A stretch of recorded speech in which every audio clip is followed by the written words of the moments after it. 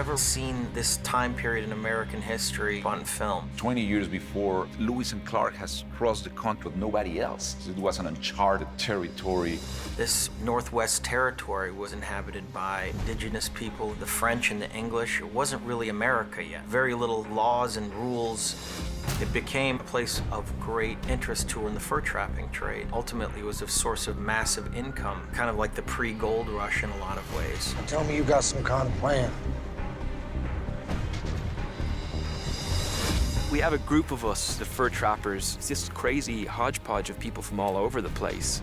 I've been out here so long, I'm actually starting to miss my wife's cooking. I'm actually starting to miss your wife. Why don't you shut the hell up? We had a conversation, all of the cast and Alejandro. The theme of the film is survival and spiritual growth through physical pain. He said you're going to be in pain and that's planned, and that he wanted to film that then.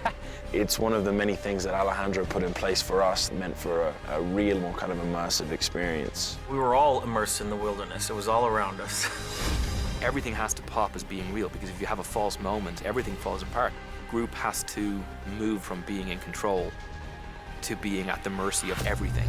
You're forgetting your place, boy. As far as I can tell, my place is right here on the smart end of this rifle. You move along, Fitzgerald. The fur trapper's life, it's mankind's first imprint on land in the Americas. It's a powerful theme. After 6 months working my ass off like a mule, risking my neck, men dying for what? Most of these trappers were runaways, were young people. Normally, they own more at the end of their journey than what they were paid. I was hired to trap him. I wasn't hired to go You signed a contract to protect your boss and your boss's property. These were incredibly tough, resilient men out in the middle of the elements like any other animal in the wilderness.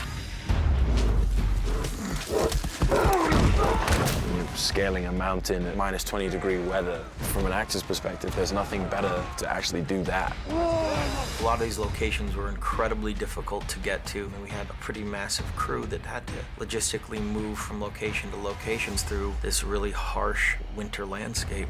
Pretty difficult for everyone to pull off. Most of these locations are very pristine, you know. There's something very pure and very spiritual in these places. Like these fur trappers, we had to adapt to our surroundings, reacting to what nature gave us. I ain't afraid to die anymore.